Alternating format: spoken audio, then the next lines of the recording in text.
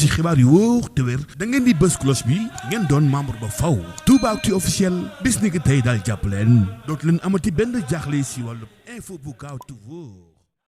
voilà gars yi gis ngeen de ñu ngi fii gi Saara Alkal gis ngeen ndox mi taw bu dem ci guddi gi dafa dagg tali bi complètement oto yi mënuñoo jàll tali bi dafa dagg complètement xoolal oto bi dafa ngiiroo complètement mënta daw xoolal ñiy jógee fële côté Dakar wala faaw nga wàcce oto bi sa waaye jàll jéggi kon nga mën a jàll dem côté Casamance wala côté Dakar gis ngeen gars yëpp côté bi yëpp ay oto la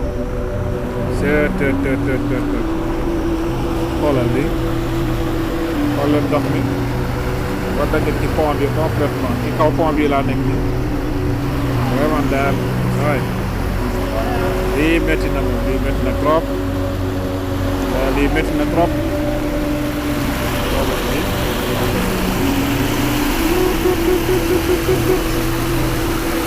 doy na waar doy na waar doy na waar doy na waar waaw doy na waar doy na waar doy na waar voilà xoolee ñi téye seen loxo bi yëpp ndox la waaw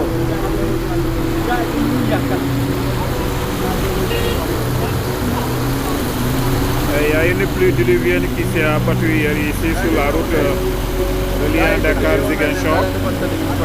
Alors la route est devenue impraticable, donc il a fallu que des passagers descendent leur voiture et traverser ce petit marigot à pied pour vraiment relier l'autre côté de la route. C'est une route en construction, la route de Ziguinchor, c'est Nova et un parc de 165 km. Et malheureusement, la pluie d'hier a complètement rendu la route impraticable. Vous voyez le ruissellement de l'eau, vous voyez la route elle est complètement coupée. On ne peut même pas passer partout. Les deux côtés là, c'est des passagers qui sont là, vous voyez.